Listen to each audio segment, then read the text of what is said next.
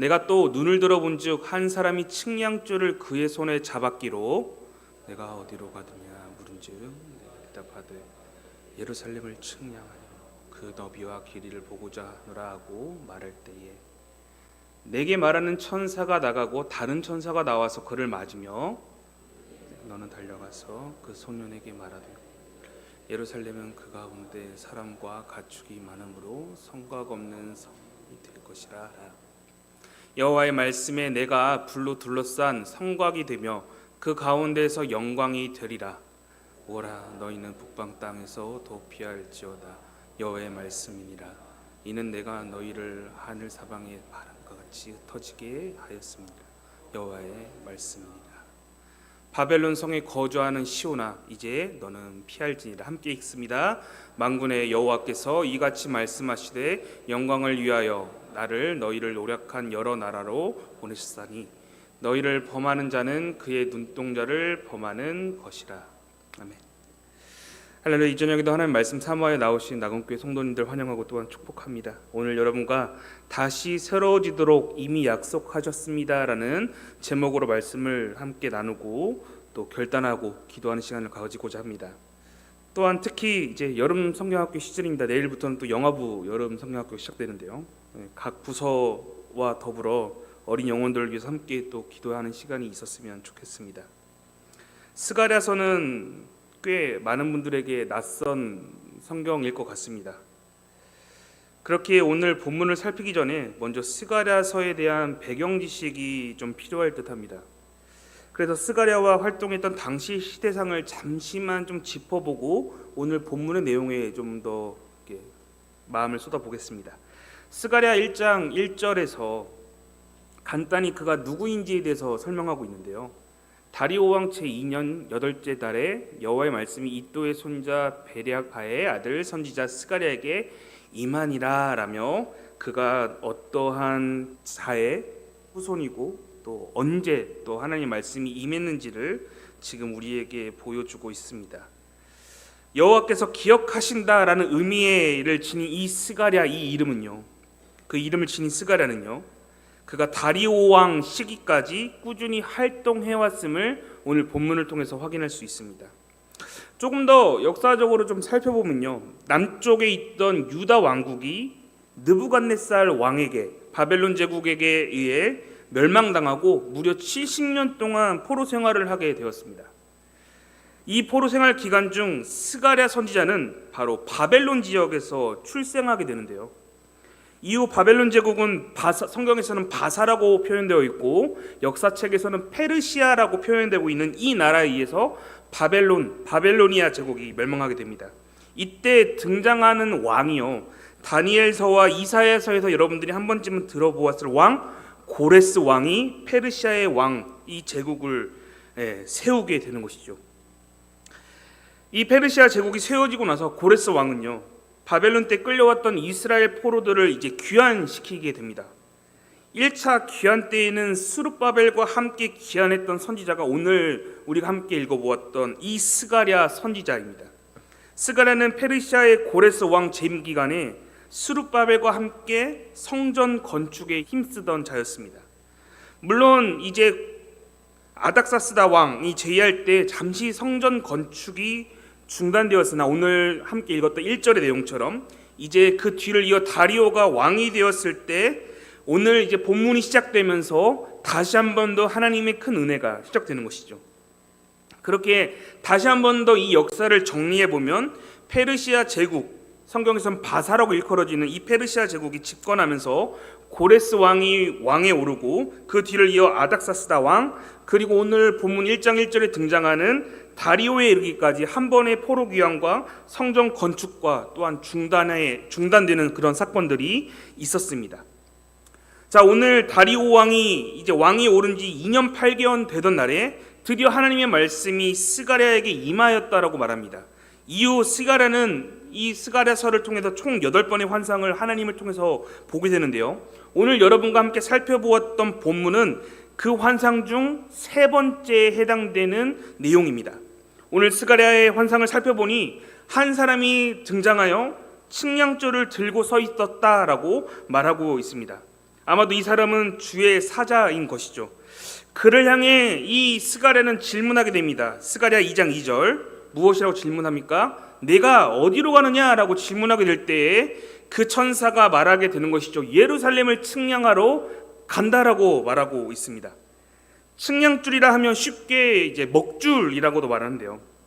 오늘날에도 사용되고 있습니다. 건물을 세울 때 먹이 묻은 일정한 줄을 가지고 표시를 해서 오차를 줄이는 그런 용도로 사용됩니다. 즉 측량줄의 용도는 건물을 세우기 위한 용도입니다. 설계자의 의도에 따라 정확하게 선을 긋고 기준을 마련하기 위한 용도인 것이죠. 이러한 측량줄을 가지고 지금 2절에서는 무엇이라고 말했습니까? 예루살렘을 측량하러 간다라고 표현하고 있습니다. 이미 예루살렘은 그 터가 있었을 텐데 왜 다시 측량한다라고 말하고 있는 것일까요? 물론 눈치채신 분들도 있으시겠지만 사실 예루살렘은 측량되어 있는 장소였지만 실상 바벨론 제국에 의해서 성전과 성벽 모두가 파괴되고 전소되어 있는 상태였습니다. 이런 곳에 하나님은 스가랴에게 환상을 보여주심으로 성전과 성벽을 다시 세우시겠다라는 그 하나님의 의지를 말씀해 주시는 것이죠. 물론 하나님이 단순히 건물을 세우시겠다라는 의도는 아닐 것입니다. 기존에 있던 성전과 성벽이라는 건물이 아니라 하나님이 통치하시는 새 예루살렘, 곧 예배에 대한 회복을 지금 스가랴에게 환상을 통해서 보여주고 계신다는 것이죠. 이미 70년의 포로 생활로 인해 1세대가 지나가게 되었고 어떻게 보면 바벨론 땅에서 하나님을 잘 알지도 못하는 다음 세대가 지금 이스라엘 땅으로 귀환하게 된 것입니다. 이들은 하나님에 대해서 무지했을 것이고요. 바벨론과 페르시아라는 거대한 문명과 우상 숭배, 이방 문화의 색채가 묻어버린 세대였을 것입니다. 심지어 성전 건축을 할 필요가 있겠느냐, 이 필요성조차도 느끼지 못하는 다음 세대가 아마 당시에 있었던 세대였을 것입니다. 그럼에도 하나님께서는 이 백성을 다시 자신의 자녀로 삼으시고 그들의 하나님이 되고자 결단하셨다는 것이죠. 그리고 그들의 예배를 회복시키고자 하나님의 의지가 바로 스가랴의 환상을 통해서 오늘 보여주고 있는 것입니다. 궁극적으로 예배를 회복시킴으로 눈에 보이는 건물인 성전이 아니라 그들 스스로가 성전이 되고 교회되도록 지금 하나님께서는 그렇게 계획하고 계신다라고 설명하고 있는 것이죠. 사랑하는 성도 여러분, 예배를 회복시키고 자신의 백성 삼아 그들의 하나님이 되시는 분께서 동일하게 우리의 삶의 예배를 회복시키시고요, 우리의 아버지가 신이 되시며 하나님 되신다는 사실을 믿으시기를 소원합니다.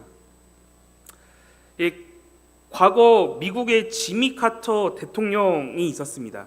그 대통령이 은퇴 후에 선행을 베풀기 위해 진행했던 프로젝트가 있었습니다. 바로 사랑의 집짓기였습니다. 네, 아시는 분도 계시군요. 물론 유명한 대통령이 은퇴 후에 좋은 사업과 활동한다라는 것이 조금 이제 광고되고 유명해졌기 때문에 많은 사람들에게 알려졌지만 실상 최대한 정교하면서도 빠르게 집을 지어주는 그런 현장의 모습들이 많은 사람들에게 꽤나 호응을 받았다라고 그 기사를 찾아보게 되었습니다. 그리고 이것을 통해서 우리나라 한국에서도 차관에서 만든 방송 프로그램이 있었죠. 네, 2000년 아까 찾아 검색해 보니까 2000년도에 방영했다고 하더라고요. 제가 중학생 때였는데 바로 신동엽의 러브하우스였습니다. 기억나시나요? 네. 대부분 집을 지어준다라는 개념보다는 리모델링에 초점을 두고 이게 조금 힘들게 사는 사람들의 집을 고쳐주고 리모델링하던 프로그램이었습니다. 꽤나 저는 그 중학생이었지만 꽤 재미있고 감동 주었던 방송으로 제 기억에 남아 있는데요. 여기서 여러분과 좀 생각해 보고 싶은 것은 이들은 정교하면서도 신속하게 집을 짓거나 리모델링을 했다는 것입니다. 즉 건축가가 어떠한 집을 지을지를 미리 정교하게 측정하여 준비하였기 때문에 가능한 것이죠. 설계자가 집안 구조를 모두 다 파악하고 완벽하게 숙지했기 때문에 어떻게 리모델링 할지를 검토하였고 진행한 것입니다. 그렇다면 이제 이후에 어떻게 해야 할까요? 있는 그대로 건물을 쌓아 올리고 혹은 있는 그대로 리모델링 하면 되는 것일까요? 아닙니다. 새로 지을 집이라면 그 토양과 그 기반을 살피고 불필요한 것들을 다 제거해야 하는 것이죠. 만약 리모델링이라면 그 집에 그대로 리모델링을 하는 것이 아니라 불필요한 것들을 모조리 밖으로 빼내고 방해되는 요소들을 모조리 수정하고 빼내어 버려야 하는 것이죠. 떼어 버려야 하는 것입니다. 그렇기에 측량이라고 하는 것은요, 다시 세우는 것의 의미도 두지만 사실 무너뜨린다라는 의미도 함께 공존하고 있는 것이죠. 무너뜨려야 그 무너뜨린 장소에 새롭게 다시 세우는 것이기 때문입니다. 건축가가 보았을 때는 필요 없는 부분들을 과감히 제거하고, 설계자가 보았을 때는 측량에 맞지 않는 모든 것들을 무너뜨리고 그 이후에 다시 세우는 작업을 진행해야 하는 것이죠. 동일합니다. 우리의 인생을 다시 세우시고 리모델링 하시는 분은 하나님이십니다. 믿으십니까? 손에 측량줄을 들고 계셔야 할 분은 내가 아니라 오직 하나님이십니다. 그렇게 시편 127편 1절 무엇이라고 나와 있습니까? 함께 읽어볼까요? 시편 127편 1절입니다. 함께 읽습니다. 시작. 여호와께서 집을 세우지 아니하시면 세우는 자의 수고가 헛되며 여호와께서 성을 지키지 아니하시면 파수꾼에 깨어 있음이 헛되다라고 말합니다. 건축가이자 설계자 되시는 여호와 하나님께서 집을 세우시지 않는다면, 그분이 계획하시지 않는다면 아무 소용없다는 것이죠. 하나님의 부재한, 하나님 계시지 않는 우리의 계획과 수고가 모두 다 헛되며, 아무리 우리가 치열하게 살아가고 지혜를 짜 모은다 할지라도 내 삶의 주권이 하나님께 있지 않다라면 헛되고도 헛된 것이죠. 그렇다면 여러분들의 인생은 어떠하십니까? 하나님이 하시지 않으신다면 이 말씀처럼 파수꾼이 깨어 있음이 헛되듯 여러분의 삶을 더욱더 하나님께 양보하시며 살아내고 계십니까? 하나님께 더욱더 삶을 드리고자 노력하시며 오늘 또 잘 살아내고 계신가요? 어느 날 제가 어린 부서 아이들에게 설교할 때 이러한 질문을 던져본 적이 있습니다. 마귀에게 절 한번 하면 50억을 받을 수 있다라고 가정할 때에 50억을 선택할 것인지 아니면 예수를 선택할 것인지에 대한 질문을 던져보았습니다. 4, 5, 6학년들은 50억을 선택하는 모습들도 있었습니다. 물론 장난기가 발동된 것이겠죠. 그런데 그 장난기가 발동된 아이들의 설명이 너무나도 구체적이었습니다. 저에게 목사님, 복권보다도 더 큰 금액입니다. 절 한번 딱 하고 다시 하나님 믿으면 되는 거 아니에요? 라고 말을 하더라고요. 뭐 그럴싸합니다. 물론 이보다 더 어린 1, 2, 3학년 아이들은요, 같은 질문했을 때 저에게 정색하면서 어떻게 마귀에게 절할 수 있냐라며 저를 째려보는 아이들도 있더라고요. 물론 이 아이들이 돈의 크기와 아직 세상 돌아가는 상황을 아직 인지를 하지 못하기에 그럴 수도 있을 수도 있을 것 같습니다. 물론 제가 오늘 이 말을 한 이유는 어느 학년의 아이들이 더 세속적이고 덜 세속적인지 비교하려고 하는 것이 아닙니다.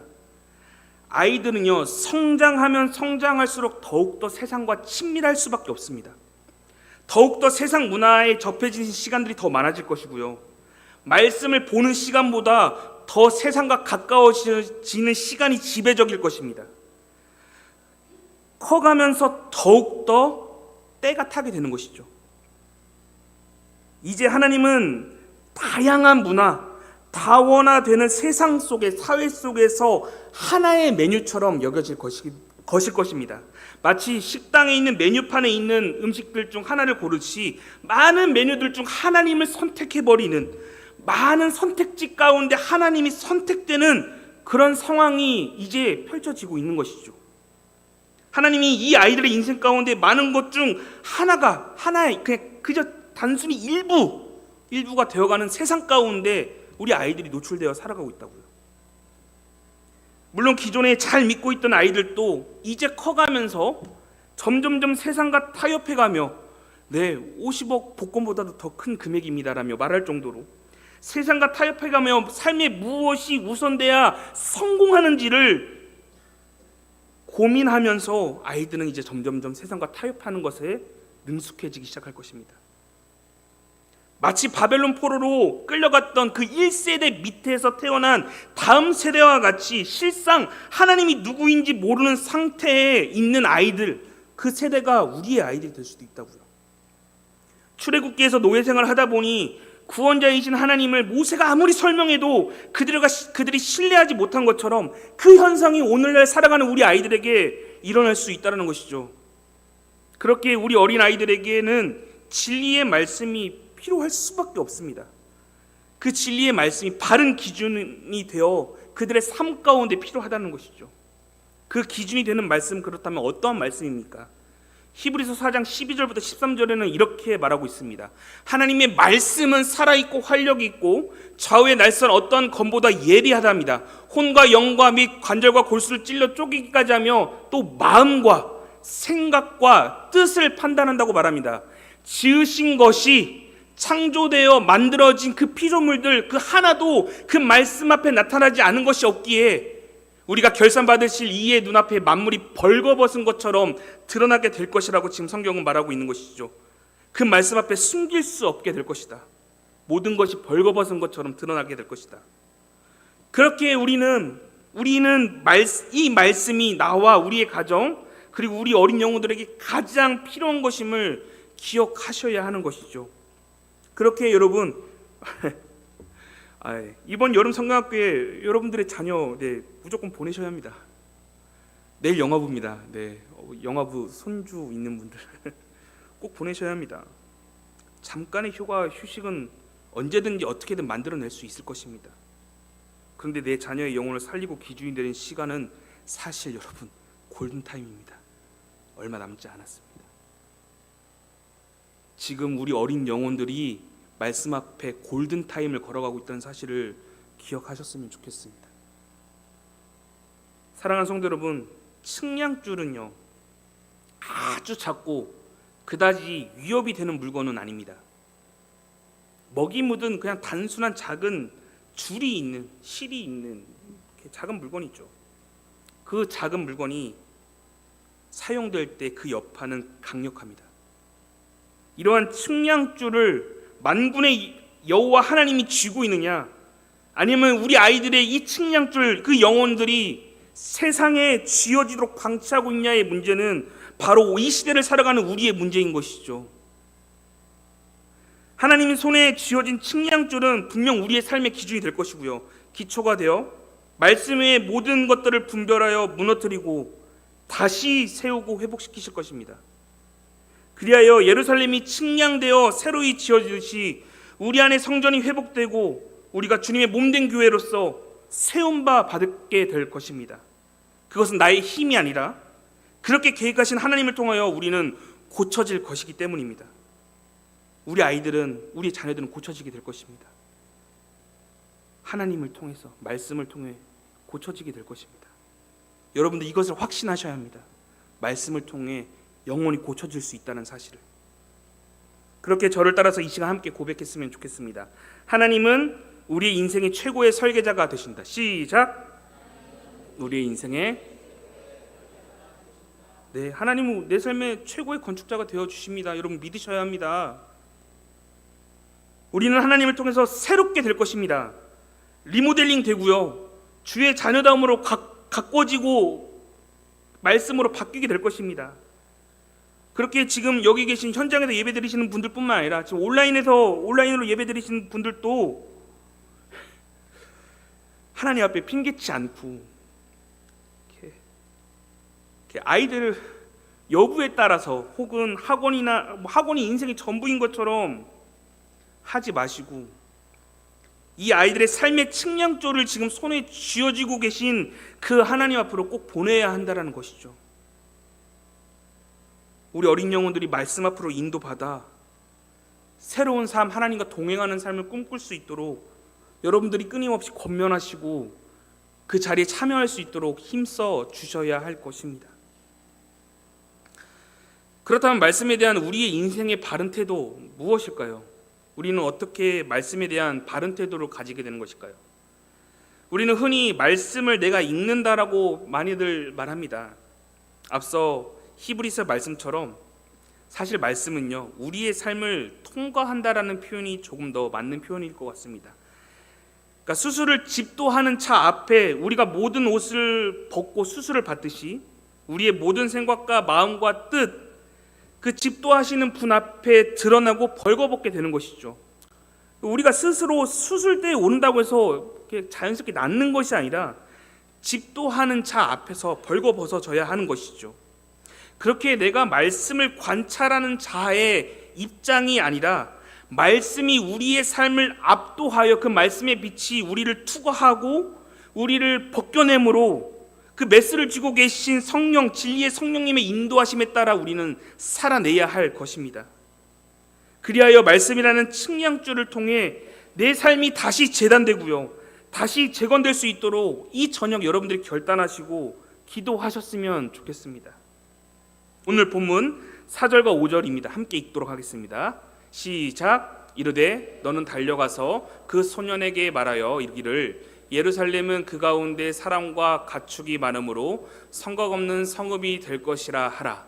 여호와의 말씀에 내가 불로 둘러싼 성곽이 되며 그 가운데서 영광이 되리라. 아멘. 이제 새롭게 재단되고 건축될 예루살렘은 사람과 가축이 너무 많아 성곽이 필요 없을 정도로, 넘어버릴 정도로 큰 성읍이 될 것이라고 지금 말하고 있습니다.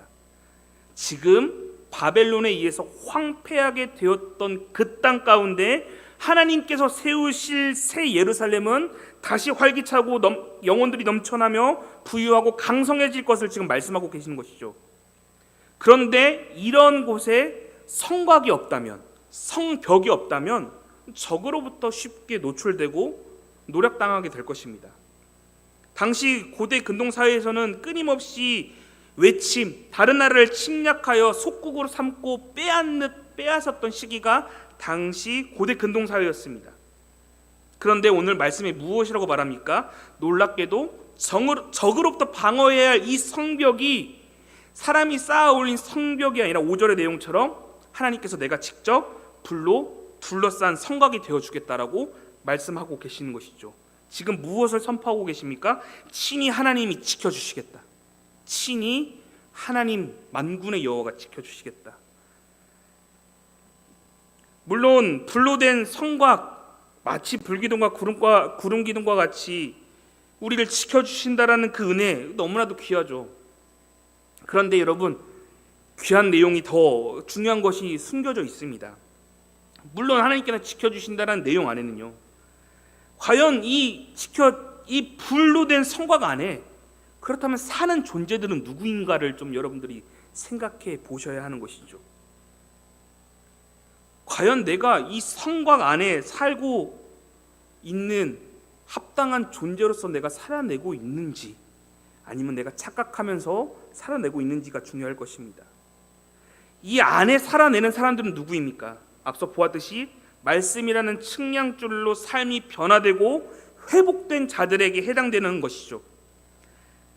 그런데 놀랍게도 하나님은요, 예루살렘 지역만을 말씀하시지 않고 더 넓혀서 설명하시는데요, 그 내용 스가랴 2장 6절부터 7절 내용입니다. 제가 읽겠습니다.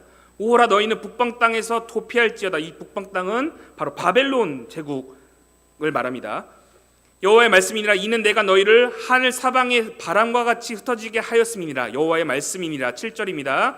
바벨론 성에 거주하는 시온아, 이제 너희는 피하라 라며 말씀하시는 것이죠. 너희에게 치욕을 주었던 그 원수들 이제 멸망하게 될 것이다. 너희를 괴롭혔던 그 원수들 이제 멸망하게 될 것이니 그 땅 가운데서 나와 이제 새 예루살렘에 있는 하나님이 함께 하시는 그곳으로 나아가라. 말씀, 진리의 성령님이 함께 하시는 그 땅 가운데 나아가라라고 지금 성경이 말하고 있는 것이죠. 빠져나오라.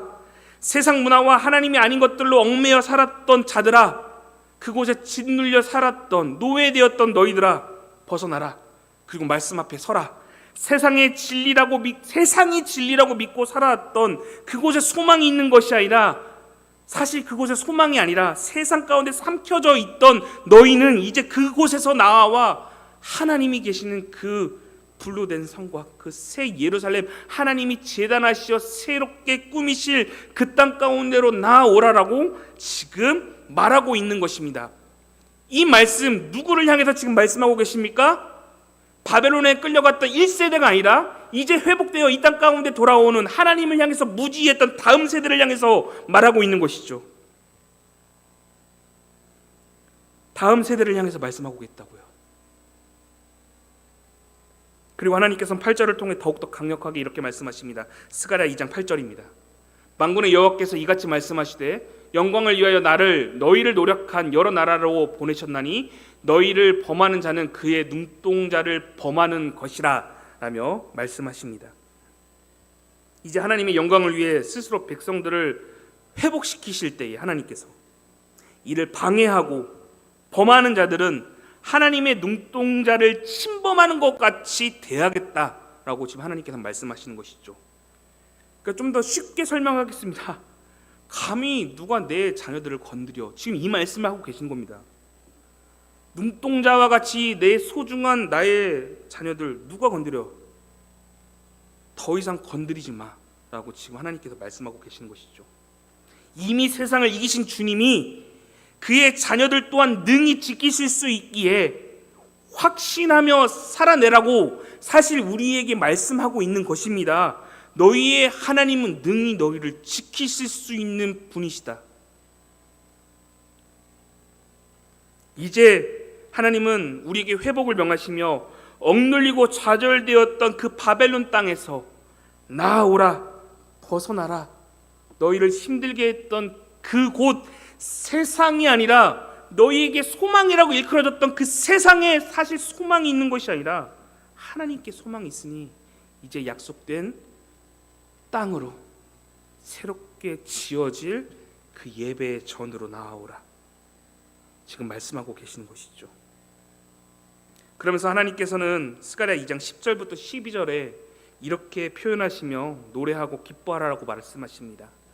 여호와의 말씀에 시온에 따라 노래하고 기뻐하라. 이는 내가 와서 내 가운데 머물 것이기 때문이다. 11절입니다. 그날에 많은 나라가 여호와께 속하여 내 백성이 될 것이요 나는 내 가운데에 머물겠다. 내가 만군의 여호와께 나를 내게 보내신 줄 알리라. 12절입니다. 여호와께서 장차 유다를 거룩한 땅에서 자기의 소유로 삼으셨다. 지금 내 가운데에 머물러 너희를 다시 나의 소유로 삼아내겠다. 세상이 보았을 때는 하나님이 없는 것 같고, 세상이 보았을 때는 바벨론의 포로처럼 하나님이 무능력한 것처럼 보이고, 하나님께서 없는 것처럼 보이고, 하나님의 약속이 모두 다 깨져버린 것처럼 보이지만 아니다. 이제 다시 확신해라. 내가 너희 가운데 머물겠다. 그리고 다시 나의 소유, 나의 자녀로 택하겠다라고 지금 말씀하고 계시는 것이죠. 사랑하는 성도 여러분, 이 말씀이 지금 하나님께서 갑자기 즉흥적으로 말씀하시는 것일까요? 아닙니다. 이미 계획하셨고 준비하신 것입니다. 그분은 놀라운 건축자이자 만물을 창조하신 분이시며 우리의 삶을 친히 리모델링 하실 설계자가 되시는 분이십니다. 그렇게 오늘 제목처럼요, 이미 다시 새로워지도록 이미 약속하셨다는 것입니다. 하나님은 우리의 삶을 이미 새롭게 하도록 약속해 놓으셨던 것입니다. 그렇기에 내가 너희 안에 거하는 삶, 곧 함께하는 삶, 동행하는 삶, 하나님이 함께함으로 그 자체가 우리를 새롭게 할 수 있다, 새롭게 변화되게 할 수 있다라는 사실을 지금 성경은 말하고 있는 것입니다. 사랑하는 성도 여러분, 하나님과 동행하는 것만이, 하나님께 거하는 것만이 우리의 삶을 새롭게 바꿀 수 있음을 여러분 믿으셔야 합니다.